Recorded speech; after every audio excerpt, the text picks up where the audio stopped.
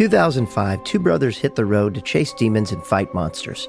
After 15 years, they made television history and built a community of dedicated and lasting fans. I'm Rob Benedict. I played God, a.k.a. Chuck Shirley. And I'm Richard Spate Jr., and I played the Archangel Gabriel, a.k.a. the Trickster, a.k.a. Loki. And in later years, I stepped behind the camera to direct a bunch of episodes. And though we've been involved with the series for years and multiple seasons, we never sat down and watched the entire show. Until now. Rob and I are going episode by episode, watching each and every one. And we're diving in with the folks who made the show to bring you an insider's point of view and some great behind-the-scenes stories from the writers, producers, crew, and actors. And along the road, we're becoming fans. We've heard you saying it for years, and we finally get what all the excitement is about. We'll definitely be hitting on some spoilers, so you better be watching with us or look out. This show holds up after all this time and deserves to be watched and rewatched. Thank you for joining our journey and listening to Supernatural Then and Now.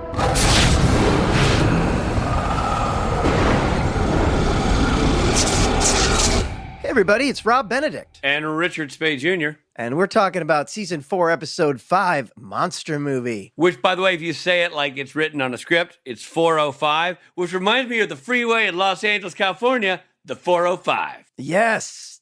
Great segue. Thank you. Into the valley. You know, if we looked at the first episode of this series and got to this episode of this series, we'd be taking the 101 to the 405. I was going to say, I haven't felt this way since the pilot, the 101. Or I guess there's also Season 10, Episode 1. Oh, but that'd be 1001, because isn't it 1001? All right, don't be all, I mean, I don't know. Can you guess and me? Just try. I'm reading from a script here when I say, so excited to be here. But you are excited to be here because I can see the twinkle in your eye. I absolutely am. You know what else I'm excited about? That we finally launched some merch. Our members on Patreon get an early chance at it. So if you're interested in perks like these, please consider joining. We want to keep this podcast going to the end of season 15. That's our goal. I tell you, we want to see you wearing that swag too. Wear it loud, wear it proud. Show the world that you're a Supernatural Then and Now listener. Yeah, come see us at these conventions that we do all over the country and show us your merch. Or just take a picture and post it on social media and hashtag us. That's how it works, right, Rich? So I've read. Robbie, why don't you do that thing you do where off the top of your head you summarize the entire episode? Okay, we go into black and white. Ooh. Sam and Dean arrive in Cannonsburg, Pennsylvania, to investigate what they think will be a pretty black and white hunt. Hey, Robbie, that's clever. Right. A vampire. They pose as FBI agents, visit the local sheriff, and investigate the body of a recent victim. She has 2 clean fang bite marks on her neck. Not the kind of vampire damage the boys are used to seeing. No, sir. So they head to a beer garden to interview a named witness, Ed Brewer. Funny that it's a beer garden and his last name is Brewer. His name's Brewer, yeah. He describes the classic Dracula vampire from the 1930 film's fang, cape, accent. The brothers consider skipping the case, but stick around a little longer. Dean has his eye on a local barmaid, Jamie. Meanwhile, a young man and woman are making out in a car when suddenly they are attacked by a wolf man, hair and all. The sheriff arrives with evidence of wolf hair.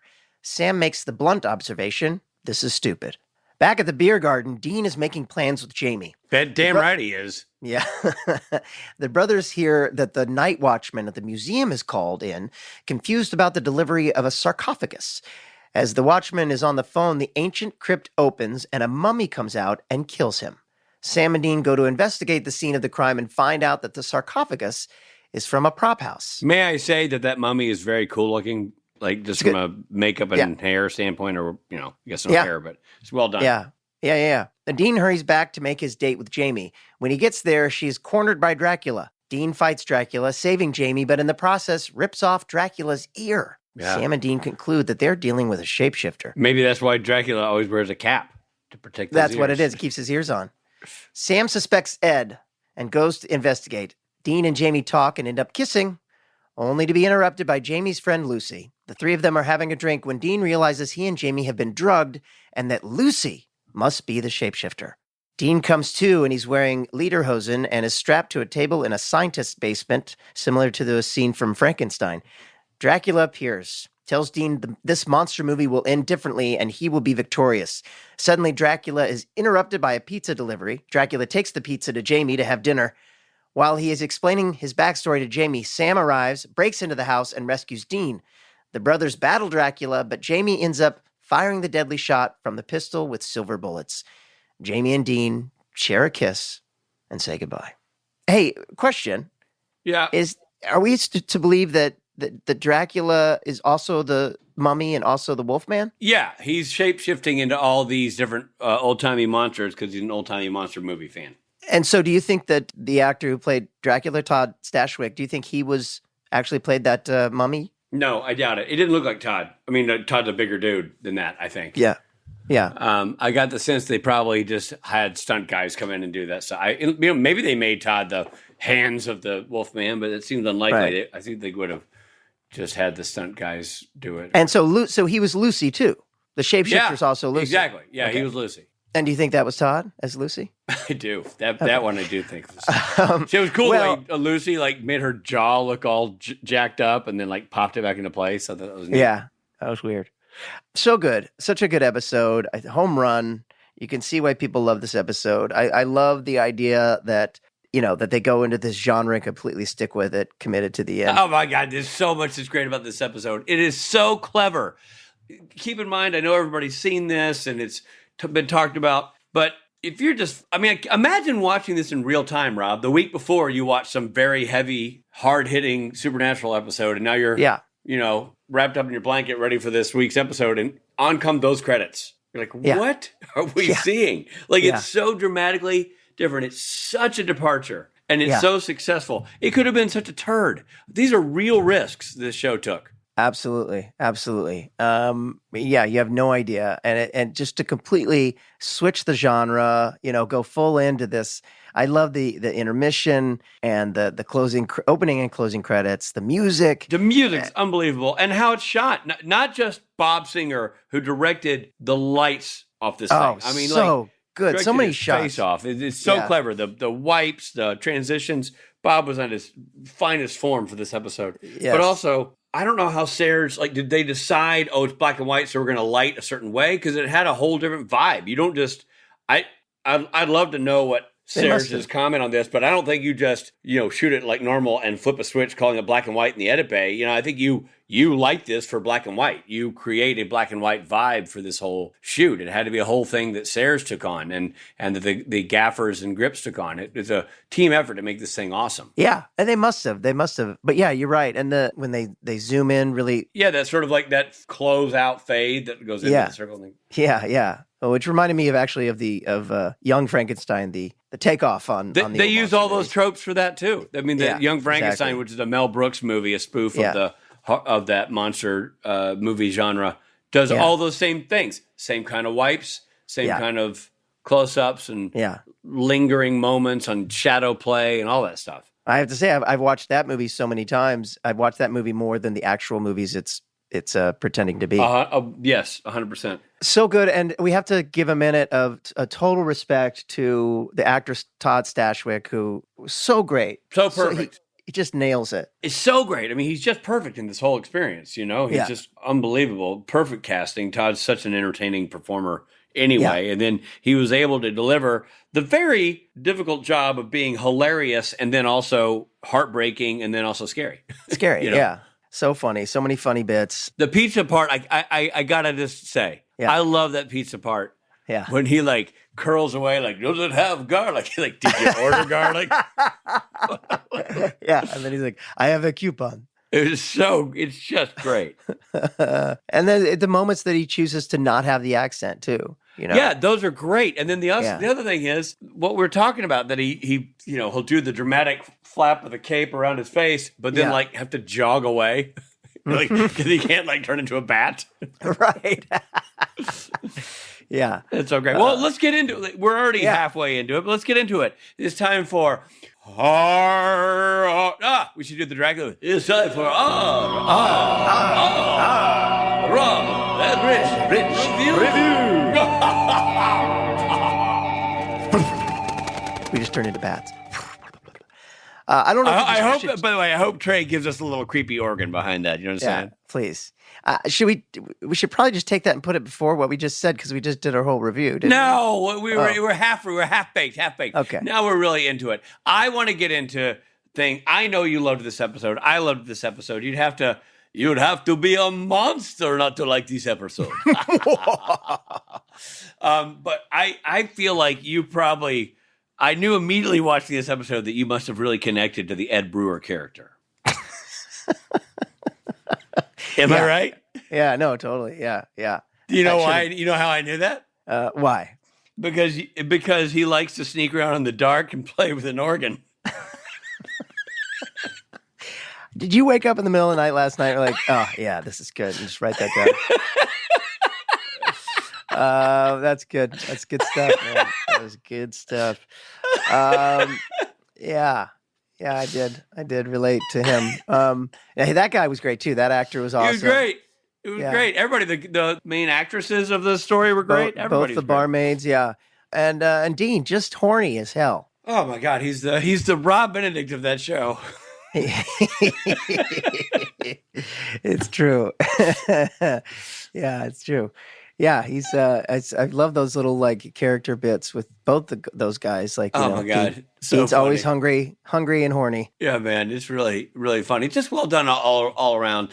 Again, stylistically, such a departure, such a brave and dangerous attempt at doing a different kind of show, and it just nailed it on every level. It could have been I mean, again, I know I've said this. It could have been a massive catastrophe. It really could have been, yeah. It worked so well. Yeah, and part of that reason is, it's from the mind of Ben Edlund, who is Ben Edlund. So good at walking that in between, he's famous for The Tick, which is, it's adventure and comedy at the same time. It's superhero and comedy. I mean, this is like monster movie and comedy. He's so great in that kind of genre. Yeah. All right, so what are you giving it? I'm giving it a Wolfman. A Lon Chaney Wolfman. Yes. Hair everywhere. On the head, off the face, hair. Like you take a Stapleton and glue it all over your head. Wow. Your Transylvania accent sounds a lot like your Italian accent. It's very close to my South American accent as well. I will give mine a Teen Wolf beard.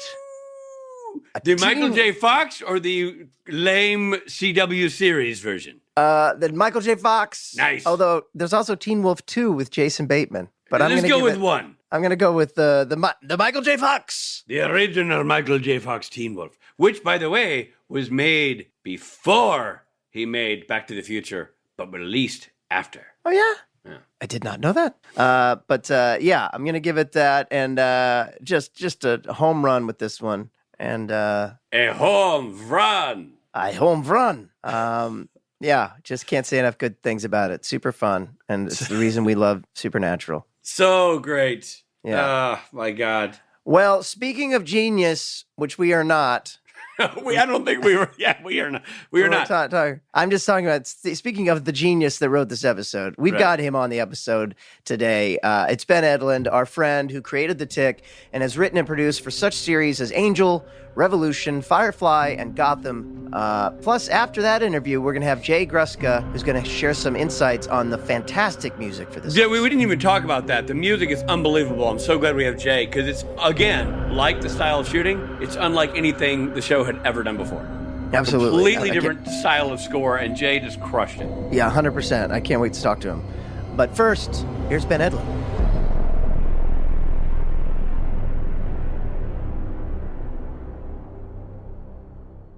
Hi, Ben. Hi, guys. Thank you for joining us again. My pleasure. It's lots of fun.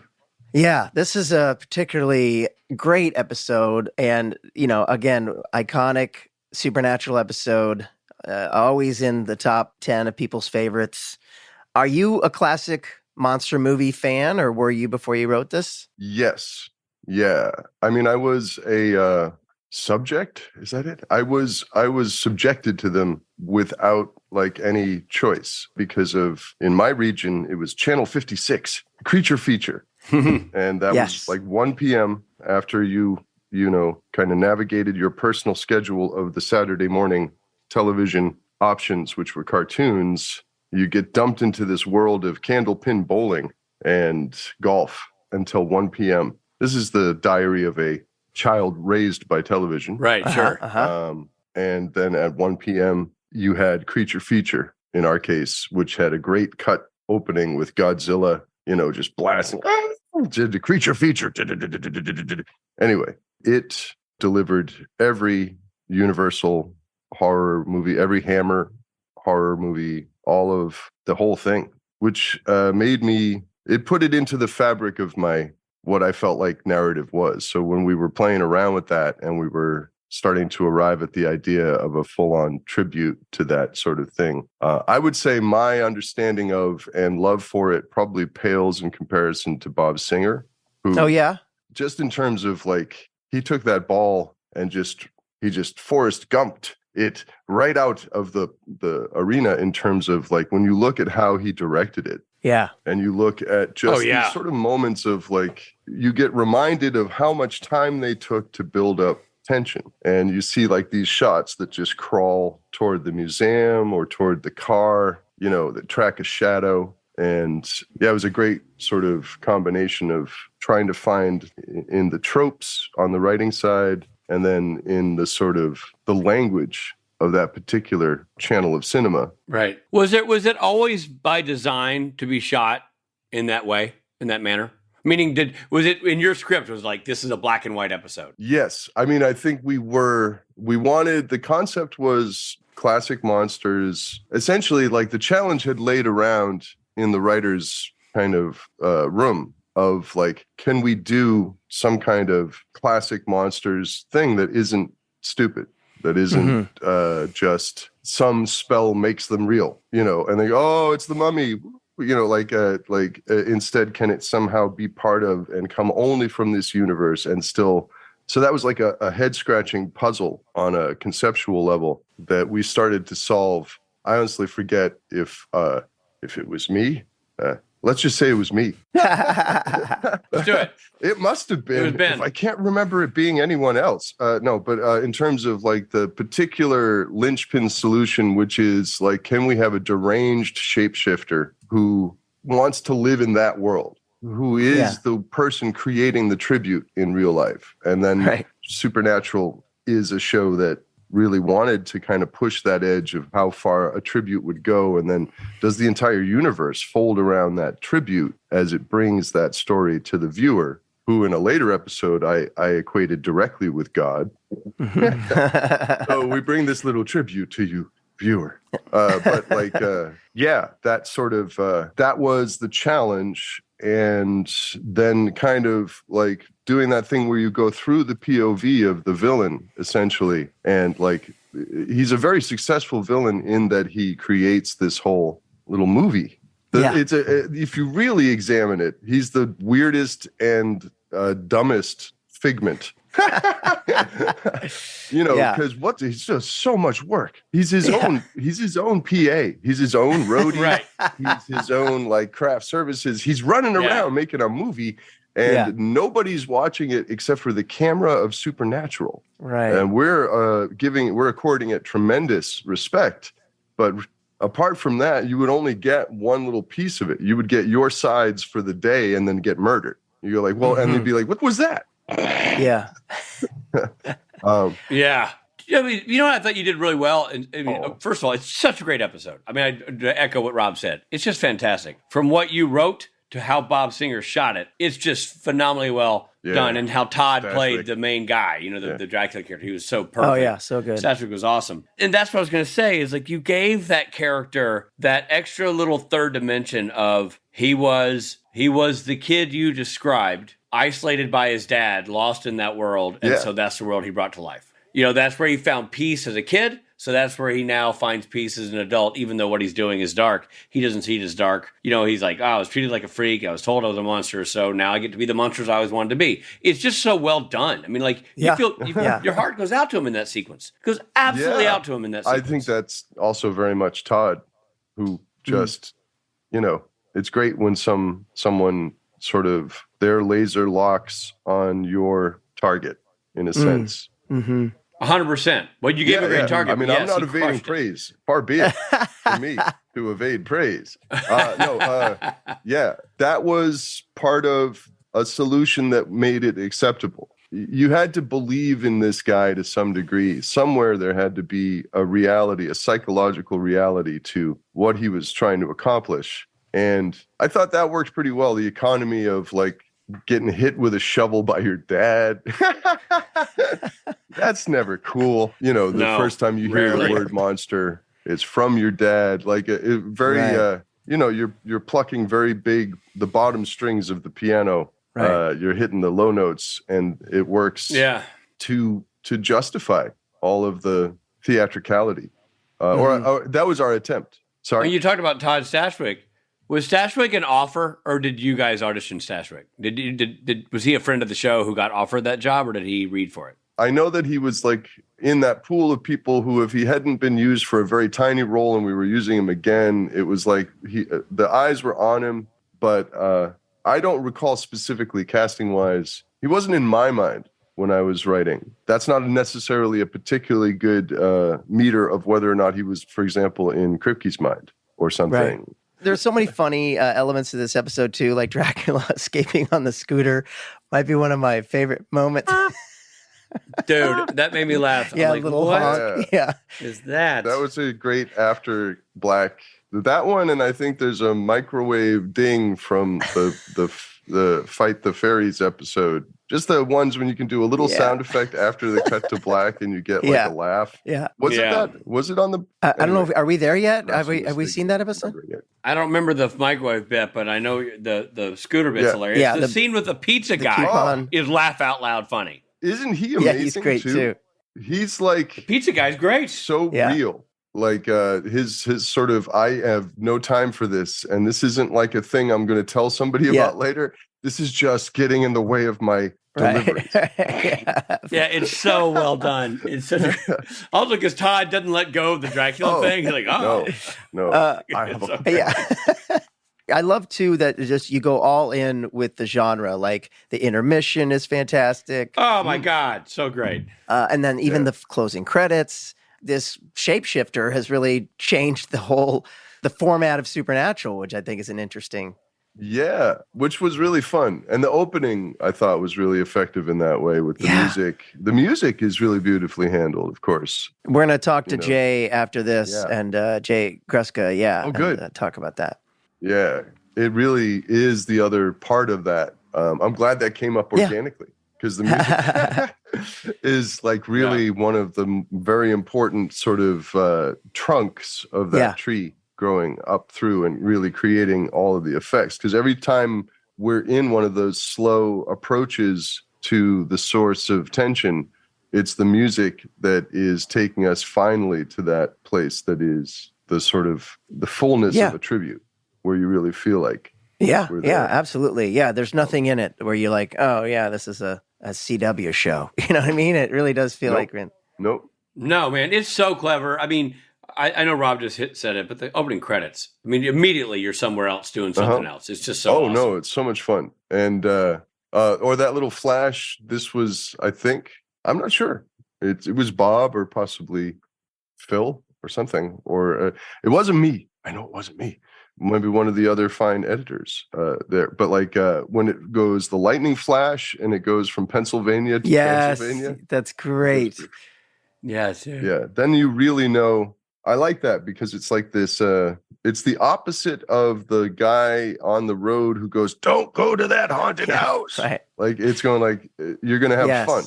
You know, it just goes. Right. This will be fun, among other things. And you know. We talked about that, you know, there are just a few moments where the creature is actually scary.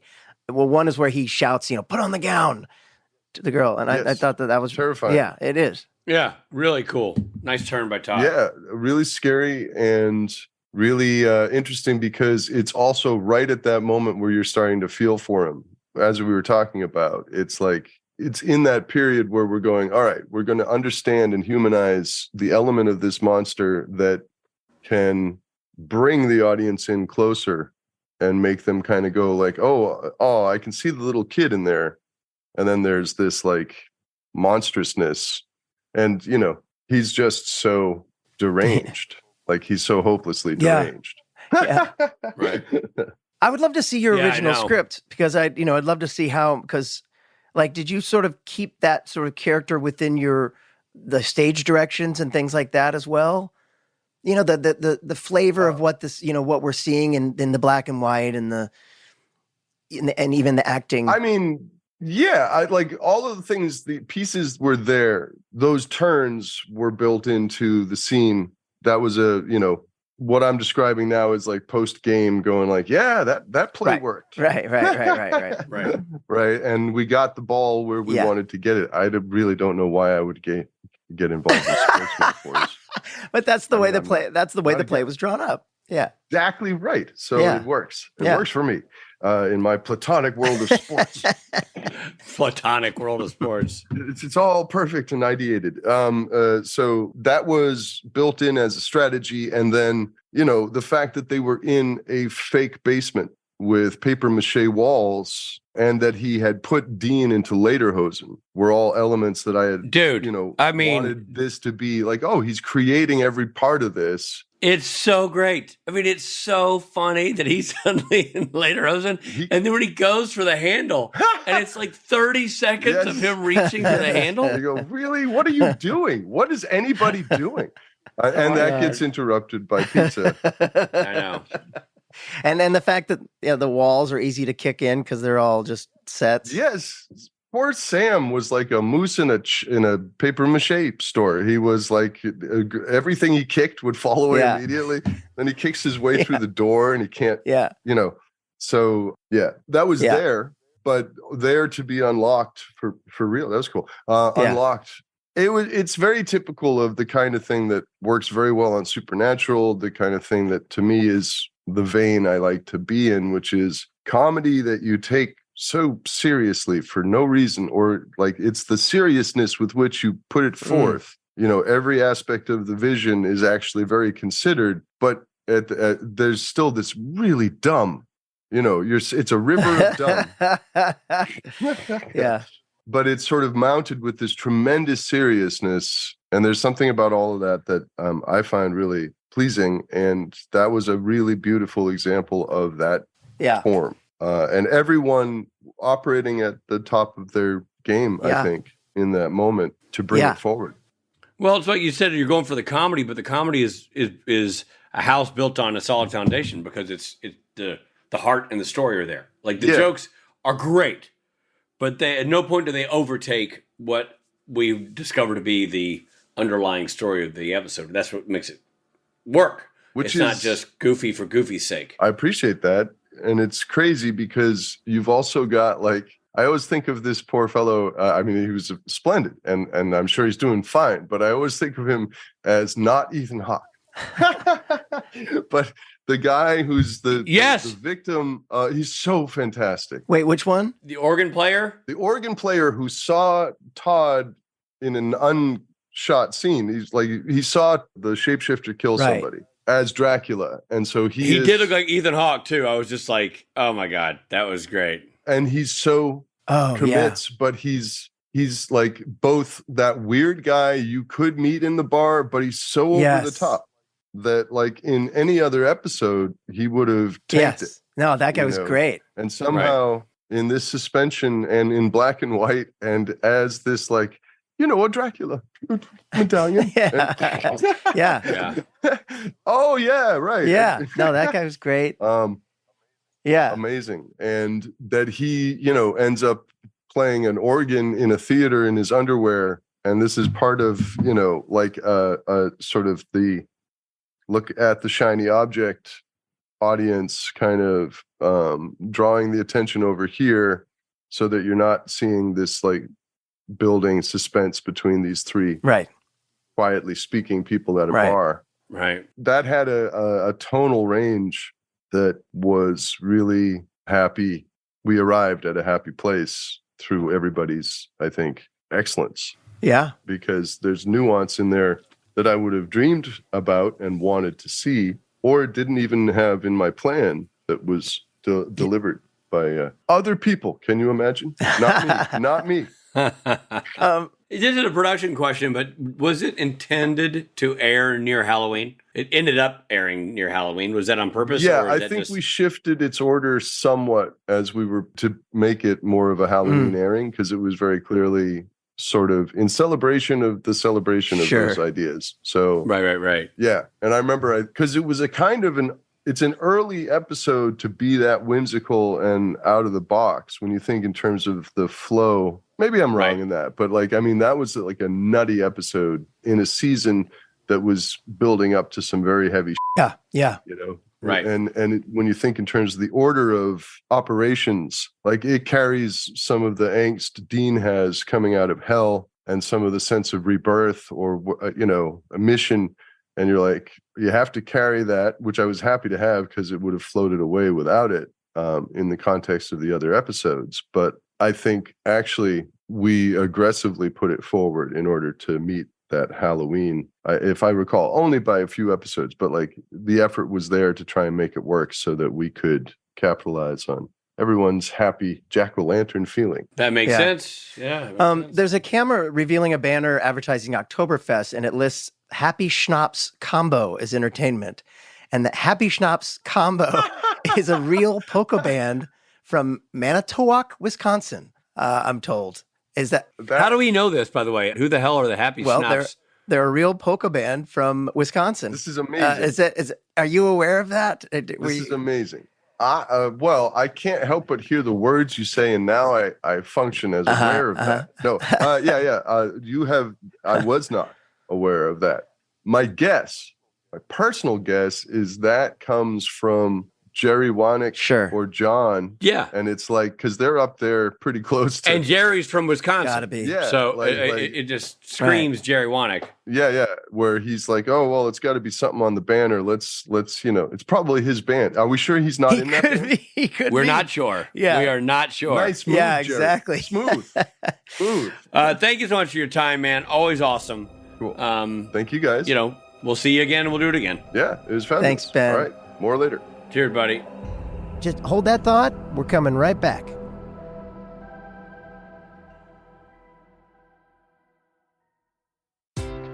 The biggest winner in the big game could be you, thanks to BetMGM. The king of sportsbooks is offering new customers a chance to score $158 in bonus bets instantly. That's right, instantly. Just download the BetMGM app and sign up using bonus code Vegas58. Then place a $5 moneyline wager on the big game. You'll receive $158 in bonus bets instantly, regardless of your wager's outcome. Don't miss your opportunity to cross the goal line on the money line as pro football's top teams clash for the championship. Can't be in Vegas for the big game? Then bring the big game excitement to you with the king of sportsbooks. BetMGM and GameSense reminds you to play responsibly. See BetMGM.com for terms. 21 plus only. Iowa only. New customer offer. Subject to eligibility requirements. Rewards are non-withdrawable bonus bets that expire in 7 days. Please gamble responsibly. Gambling problem? Call 1-800-BETS-OFF. That's 1-800-BETS-OFF.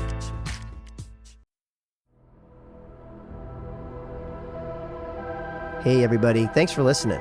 And now back to the episode. Well, that was great. Ben is always such a treat to have on. Such a genius. I just, at some point we have to stop doing our outros with the phrase, well, that was great. Because I feel like every time. And, but you know why? They're all great. I know, but ironically, this time it actually is written on the script. That was great. But it was great. So we take back nothing. Ben Edlund is always a cool interview, man. He's just an interesting dude, cool guy, fascinating, artistic individual. What a great interview he always as an aside, I had the treat the other day. I went over to his house and hung out for a little bit, and he is awesome. And his house is amazing. It's like a museum of trinkets and collectibles. And oh my God, I can only imagine. Yeah, he's a genius. But he must have a lot of tick stuff, eh? Yeah, he's got a lot of tick stuff, and he's got just a lot of random sort of, things, little collections of things, Japanese toys and places, things from all over the world that he's collected. That's really, really cool. A lot of cool. sci-fi stuff. Yeah, but you know what? We're not through with our interview. We were so impressed by this episode and by the score that we had to invite our buddy Jay Gruska back to the podcast. Mr. Gruska. He most recently wrote the score for the Winchesters, but was, of course, half of the composing team for Supernatural. And here he is back with us again, Jay Gruska.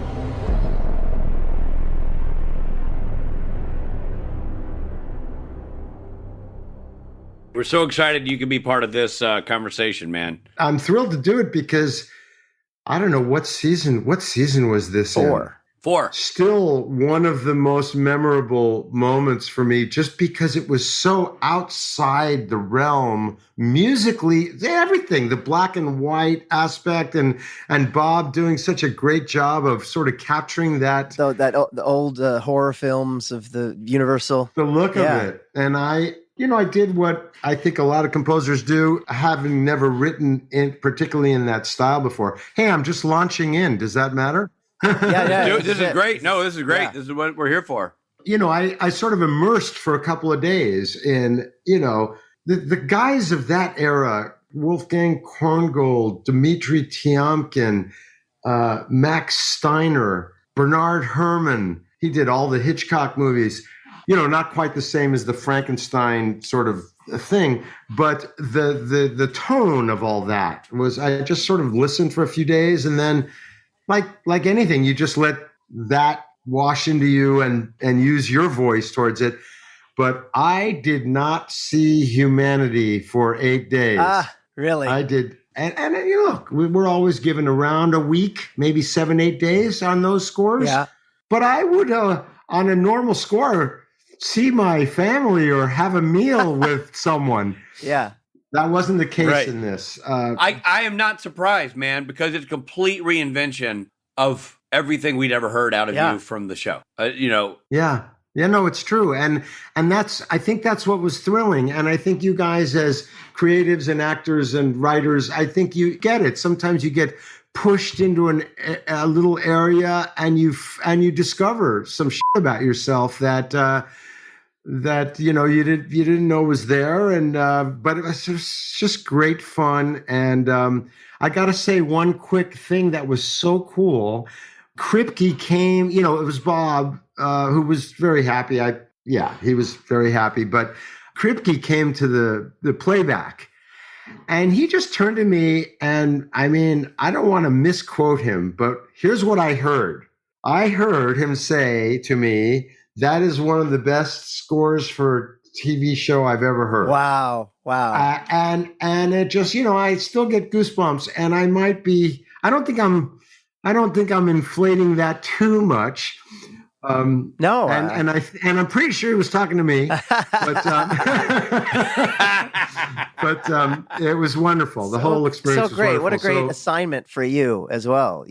What a treat. Now, when you named those composers, are those all, besides the one you said specifically was Hitchcock, are the other two where they did all the Universal monster movies? Oh my God. I would have to look it up because I wasn't specific to necessarily the Universal monster movies, but I'll bet you if we looked it up, one of those names is going to pop up multiple times. I just kind of just spent a couple days just hearing that style of writing, which is so different than contemporary film scoring, both harmonically, melodically, texturally, just very different, has a very European chromatic sensibility and schmaltzy and over the top. Yeah. And who's a better call for that? Yeah. Well, Mr. Really schmaltzy and over the top. Reminded me of Young Frankenstein, which of course is a send up of those movies, and very schmaltzy, and exactly. It had that flavor to it. And you gotta think that since it was the first, these guys invented film scoring, that group, along with Alfred Newman and a couple of others. And so it wasn't schmaltzy when they did it. It was the beginning of the style and the approach. Yeah. So, I have to ask, so let me ask you this. Those names that you listed, are those names that you knew before you got the assignment? I think most film composers are going to recognize those, if not all of those names, a handful, because they're the forefathers of the art form. They just are. Okay. And to your point, you talked about like, well, we can look at a Young Frankenstein or at this episode of Supernatural and go, oh, there's a sort of a kitsch element to it, but it's not kitsch for the original gangsters. I mean, it was them being honest. And one of the things Really I think you good point. nailed here. Yeah, and I never felt like you were doing a send-up. And I think that's what made it work. I think what you did was, if you had airlifted your score and put it on a Frankenstein, black and white Frankenstein movie, it would have worked just as well. That was in the back of my sensibility. And I didn't lift anything. That was just me reinterpolating a style and an approach. And obviously it existed somewhere in my bones. But no, that's a high compliment. I appreciate that. Well, I think it's a achievement what you pulled off for this episode of TV, knowing that you did it in a TV schedule. So I have to ask, because and this will get a little into the fundamentals of how you do your job, but was all of this composed and recorded by you? Did you use any extra orchestration? I did all the orchestration, but in terms of, just to be semantically appropriate to your question, I used musicians. You did. I used three. So that's what I wasn't curious if you were like, violin. It's an ignorant question, but I wasn't sure how much that was you. I play keyboards, as you know, but I still called in a great keyboard player reader to do some celeste, and I'm trying to think some harp faking and cello, right? Violin, cello, a second keyboard player, and a woodwind player who doubles on, flute, clarinet, oboe, other things, non-instrumental things that you blow into for effect. But that is something that I did much more in other Supernatural scores, because in that older style, it was just orchestra. Yeah. They weren't yet particularly taking advantage of, other than something called prepared piano, which was a big, scary device in those olden days where you would lay coins or paper clips or other things on the piano strings. And when you played the piano, went because of the resonance of the thing vibrating on the strings. And it's called prepared piano. Oh my God. Wow.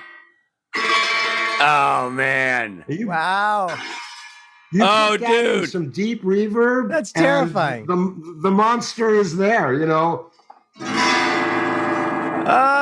that's so awesome. So now I'm scared of this podcast. So same idea, guys, with piano. You would press the sustain pedal so that the hammers would lift up and it would resonate. But whatever material was in there that would clang around was just, wow. For those days, otherworldly. So that was called prepared piano. But anyway, so I used that in the score too. Anyway. That's fantastic. And I'm going to ask another fundamental question. Just forgive me. But when you're bringing in your string players, are they coming to your home studio, or are you guys going to an outside studio? No, I the only time we went to outside studio on Supernatural was like Scooby Natural was an orchestra at Capitol. And then a couple of other episodes where there were 10 or 12 people. When it was 2, 3, 4 people for pretty much the whole run of Supernatural, they came to my studio. Gotcha. That's awesome. Yeah. It's such an interesting challenge you had. And I have to ask, because we always gloss over things and say, and it was great. What a challenge. What a thrill. At any point, did you see this thing delivered to your desk and go, are you guys high? I can't do this in 7 days. Like, Bob, you've lost your lunch. Like, was there ever any moment of can I pull this off? Yeah, can I make this happen? That happens every time out. but then once you get that first puzzle or two solved, whether it's a rhythmic puzzle, a harmonic puzzle, a melodic puzzle, a tonal puzzle, that starts you're climbing the roller coaster, and then you're just going along, and then that other muscle that we've all learned, which is this has to be done by Thursday. Right. So that creates an interesting environment occasionally of I'm not going to have the luxury of being in love with every minute of this music if I've got X amount of time clock ticking. But I will say that I defied that for myself by just basically not sleeping that week. Yeah. Wow. I believe it. Just because I was so into it, because it was so different. I had never done anything like that, and obviously never since. Yeah. Yeah. Well, not that this matters, but was it nominated for anything? Because it certainly could have been, should have been. No, I we put it up. I mean, CW never really gets the attention that it deserves, especially Supernatural. I mean, so many of these episodes we've seen, we're like, this is as good, if not better, of anything else on TV. And you know what I mean? It just doesn't get the acclaim I think it deserved. Somehow that's agreed. That was true, but made up for by that beautiful long run. Yeah, I guess absolutely, 100%. Yeah, exactly. And then there was a polka element to this. Yes. Oh, that was Needle Drop. Okay. That was Needle Drop. I think they were either in the bar or they were out in the sort of Oktoberfest atmosphere. Yes. That was one Needle Drop. I think I wrote everything but that. So the Needle Drop, when you say Needle Drop, you mean pre-recorded piece of music, right? That you right. Yes. Thank you for clarifying that. Yes, exactly. Yeah. And then another great thing about this episode is you have the opening credits, which are great, and the closing credits, amazing, and then you get an intermission. So, I mean, when does that happen? That was just the whole thing was so interesting and fun. And I'll give you another little tidbit that came from in that end credit thing. My system isn't up, but there's a little ounce of the thematics that in retrospect, like a few days later, and I pointed out to Bob and he went, oh yeah, it's not a lift, but it's a homage somehow to the main title theme of the Lucy Show. Do da dee do da dee dee da do da dee do da dee dee da da da dee da da da da yeah. Ba ba ba ba ba ba ba ba ba ba ba ba ba ba.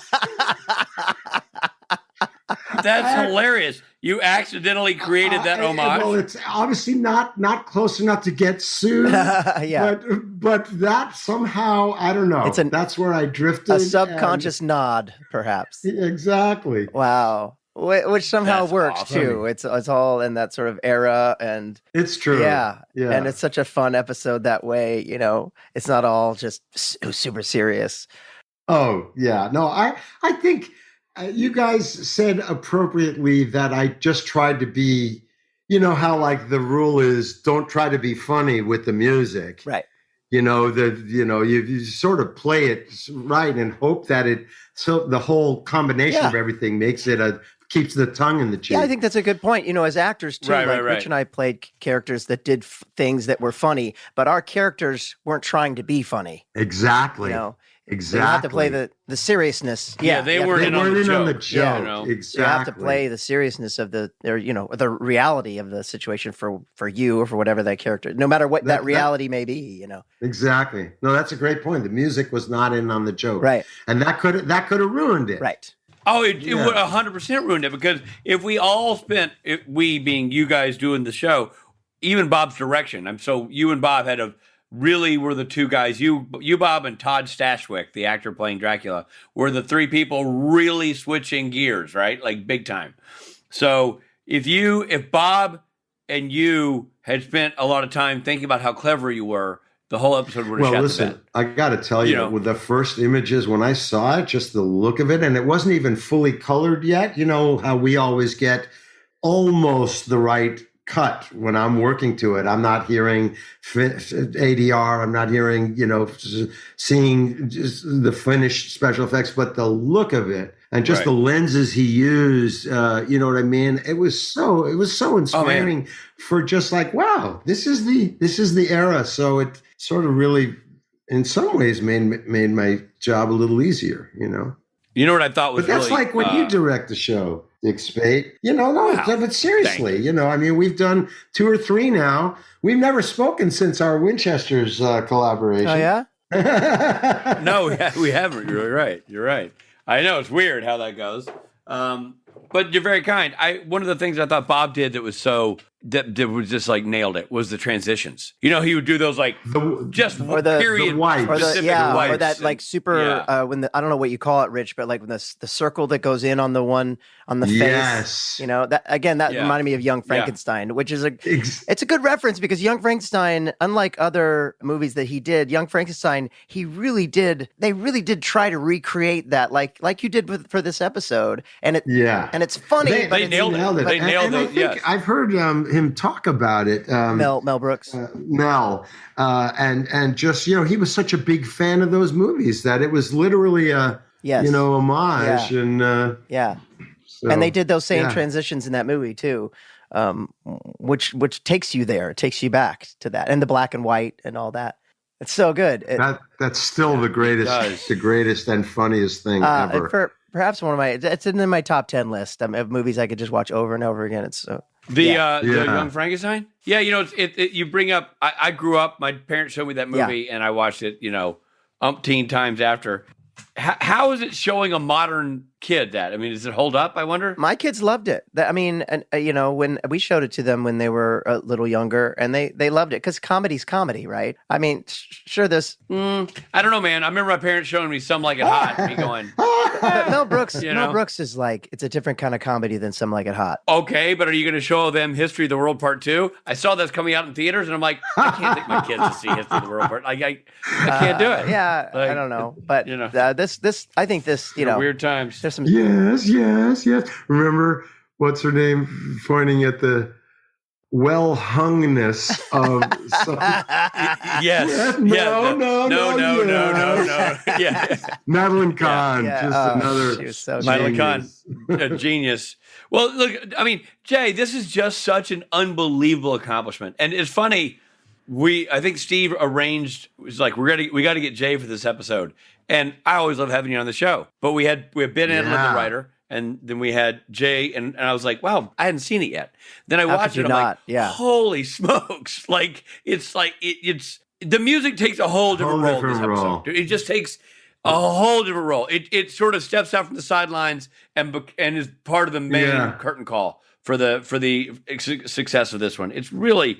You've got to be feeling like this was... I've never not been proud of it. And you know, some of those lovely Supernatural fans I don't remember, did a couple of little written interviews and it always just is a wonderful, memory and kind of a one-off in my life. Yeah. Which also makes it kind of special. Kind of cool. You know? Yeah, absolutely. Yeah, of course. I mean, I'm sure you've been challenged in many, many ways, and I got to say, this could easily have been handed to somebody who couldn't do it. It's so specific. It was pretty specific. Like giving a jazz score to somebody who's that's not their genre. Like it's a whole different genre. Right. You just crushed it. Thank you. I really appreciate it, and I mean, I'm older than you guys, and I, as a little kid, I wasn't a little kid in the 40s, or even, I was too young to see movies in the 50s, but, just about ready to, and when my mom was a big fan of them. So I watched all those things, and I guess they made their way in there in some way. But like we touched on before, there was no such thing as being too schmaltzy or over the top. And what a freedom that created. Yeah. Because usually I'm just looking over my shoulder going, oh, wait, that's too corny, or that's, so that didn't exist here. It was awesome. Yeah. No, man, you had freedom to run. Well, Jay, thank you so much for coming on and talking to us. Like Rich said, you're such a reason this is such an iconic episode in the Supernatural world. So thank you for talking to us, and we hope you come back and talk to us again. Oh my God, I appreciate it, and I appreciate you guys so much, and I'll do this anytime. Right. 2 hours notice. Awesome. Thanks, Jay. Hey there, this is Jensen. I hope you're enjoying the episode, but we need to pull over for a second for some messages, and I gotta take a leak.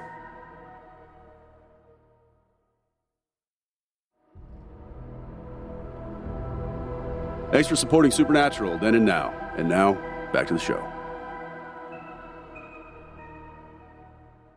Well, that was great. You did that on purpose. That was amazing. Love. Jay is always just so fascinating. What an interesting skill set he has to be able to like switch genres Yes. and do music that is, Yeah. completely unlike anything he'd been doing for the show. Maybe unlike he'd ever done before, period, because he wasn't, he's not 100. Yes. And then poof, he nails it. And as we say, he's a mensch. He's the nicest He is a guy. mensch. And I feel lucky to know him. Same. I feel lucky to know both of our interviews today. What an episode. You feel lucky to know them and cursed to know me. That's true. All right, give us the theme for our next segment, Richard.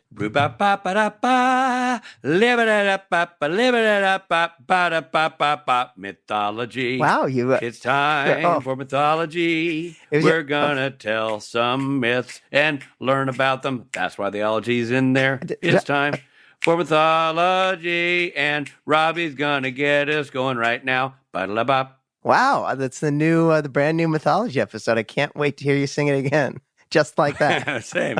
I'm reading right off the sheet music right here. So, well, you said give us the theme, so I thought I should. I love it. After all that talk about Jay Gruska, we should. I know. beef it was up. a great homage to Gruska. Yeah. A Gruskage. Okay, mythology. Classic Universal monster movies. From the 1920s to the 1950s, Universal Studios was the #1 studio for horror films worldwide. It started with The Hunchback of Notre Dame in 1923, starring Lon Chaney, but grew to include titles such as Dracula, The Mummy, The Phantom of the Opera, The Invisible Man, The Wolf Man, and The Creature from the Black Lagoon, as well as lesser-known titles like Paula the Ape Woman, The Creeper, and The Spider Woman. I definitely don't remember Paula the Ape Woman. No? But I will tell you this: my interest is piqued. I love that it's Paula. I feel like it would be scary if it were like, I don't know, Dorothy the Ape Woman or Lorraine the Ape Woman, but Paula. Lorraine of Terror. But it was, it's nonetheless, I remember my parents had a book when I was a young kid that had pictures from all these movies. It was a book on old horror movies, and it scared the crap out of me. Dude, isn't it funny how those old images scared me too? Yeah. And you look back at them now, they couldn't be less scary. I know, but there was something about it, maybe just as a kid, even the black and white, like to me, one of the and this isn't mentioned here because it's not a Universal movie maybe, but Nosferatu scared. Oh, well, that's just scariest because he's got the fangs and the fingernail. He looked like a classical guitar player. It's awful. No offense to all the classical guitar players out there. All, With those creepy fingernails. Ugh. yeah. Many of the early pictures are set in 19th century Europe, like the novels they were based on. That is why in this episode, we get the whole Oktoberfest theme and we get to see Dean and Lederhosen. That's right. It's a nod to those early 19th century European references. It's a nod. Set design, cinematography, and music borrowed heavily from the German Expressionism film movement. Yep. German filmmaker Karl Friend, known for the Randy Newman pop culture, "You've Got a Friend in Me." Or for his all of his fans, the fan side, of course, called Friends of Friend. Friends of Friend. And they made a sitcom about him, about 6 versions of him living in a loft in New York. It was called Friends. Anyway, he was a cinematographer and shot the 1931 classic Dracula. And he really set the mood and tone and look for many of Universal's monster movies for years to come, not to mention NBC's entire Thursday night lineup of sitcoms in the 90s. Universal was able to maintain market leadership due to the deals it structured with on-screen talent such as Lon Chaney Jr., no relation, kidding, Bela Lugosi, and Boris Karloff.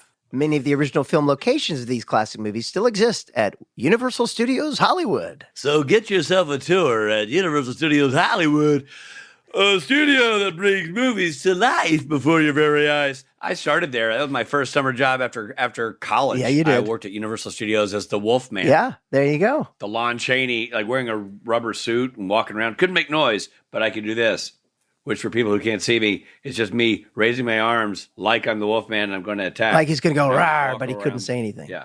but I can't go wrong. And it was so hot outside when you did it that after 20 minutes, you'd go back, you'd take your head off, and you'd... The big rubber mask, and I'd take it off and just dump it out like a bucket of water. Splash! So much sweat. It would hit the ground. Yep, and you weighed 90 pounds. I weighed 90 pounds. By the way, you didn't hear a lot of bitching about Nepo babies back then, and yet there's Lon Chaney Jr., just stepping into the big clunky boots of the old man. Yeah, one of the first major nepotism, cases of nepotism. I wonder if Carl Freund would scream, "Das Nepo baby!" I heard Carl... Every time he'd come on Carl set. Freund really frowned upon nepotism. Oh, you don't want to get the Freund frowned. And next to the Barrymores, I can't think of a more obvious nepotism. Any friend of Freund is a friend of mine. So I mean, those movies were classic. This section of mythology was brought to you by Universal Studios Hollywood.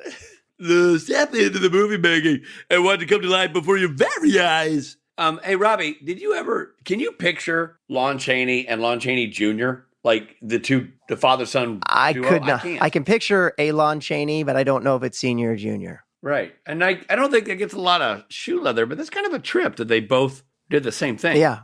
Well, it wasn't like Lon Chaney was a monster guy and Lon Chaney Jr. was more of a banjo comedy act. They were doing the same thing. Yeah, they did the same thing. Yeah, interesting. Like you and your dad. Exactly the same thing. Every now and then I'll call Dad and I'll say, "Hey, Mom answered. What's Dad doing?" "Oh, he's just hosting a convention in the living room. Got his microphone. His buddy Robert came over. They're goofing around." All right, here we go. It's time for Fun Facts. The aliases Sam and Dean use in this episode are Angus and Young. Angus Young, of course, was the guitar player for AC/DC. He still is the guitar player for AC/DC. Sure is. How dare you use past tense? To make Jensen Ackles feel more comfortable wearing lederhosen during the shooting, director Bob Singer wore a pair as well. Aw. And famously, A-camera operator Brad Creaser was pantless. But that's not just for this episode. No, that's just any given weekday. That's right. Sam finds Ed Brewer in the Goethe Theater. Johann Wolfgang von Goethe was a German writer who wrote the famous play Faust, which had the main theme of selling your soul to a demon. They did the play Faustus when I was at University of Southern California as a theater student. And you know who the star of that play was, Robert? Timothy Amundsen. Timothy Amundsen played Faustus. Ruth was in that play as well. Ruth Connell. A lot of people don't know this, but Tim Amundsen and I were friends in college. Friends. My girlfriend, Ruth, was in that same play. I wonder if she also knows Tim Amundsen. Wouldn't that be ironic? When the shapeshifter is shot by Jamie, he states, "Was Beauty the Beast?" This is, of course, a reference to a line spoken near the end of the 1933 film King Kong. That's not what I thought that was going to say. And Jack Black did the same ending line of the remake of King Kong. Oh, really? Yeah. Huh. When Sam walks by the stairs in the movie theater, there's a poster for the 1953 film The House of Wax. Jared Padalecki co-starred in the 2005 remake of that film. Yeah. If that's a fact you didn't know about, it's because no one saw the movie. But I certainly didn't know. When the shapeshifter is Dracula, he refers to everyone as characters from Bram Stoker's novel, Dracula. Dean is Harker, Jamie is Mina, Sam is Van Helsing.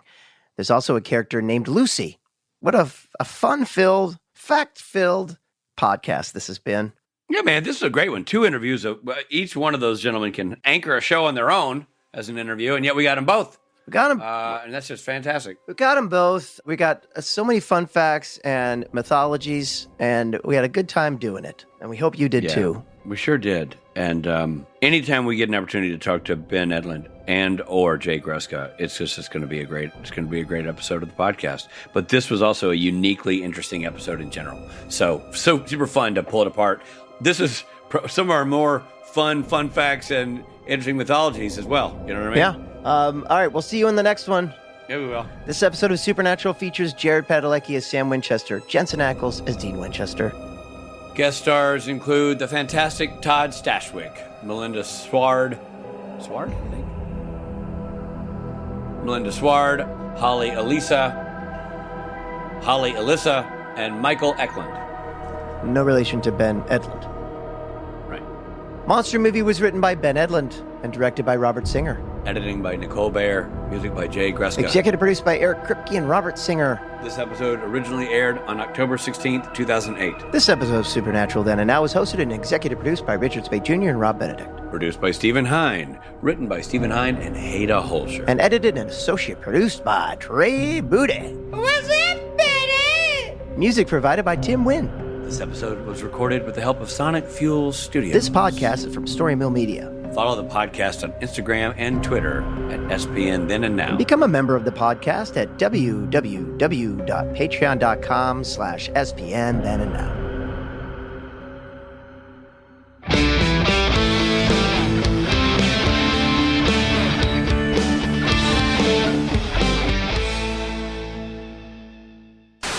He describes the classic Dracula vampire from the 1930s films. Fangs, cap, accent. Cap? What's the... I was reading that too going, I don't remember him wearing a baseball hat. like a golfer, like a golfer's... When Sam walks by their stairs in the movie theater, they own a pair of stairs? Recording in progress. Thanks for letting me know, government. Sam finds Ed Brewer in the Goethe Theater. John Wolfgang von Goethe. I'm gonna say. How do you pronounce that I'm gonna guy's say name? Johann. Yeah, but Johann. But how do they say the last name? That old classic Dracula look. Yeah, fangs, cap, accent. I'm gonna be a vampire this Halloween. Thigh-high boots. All right, now you take this next paragraph, Richard. Oh, okay.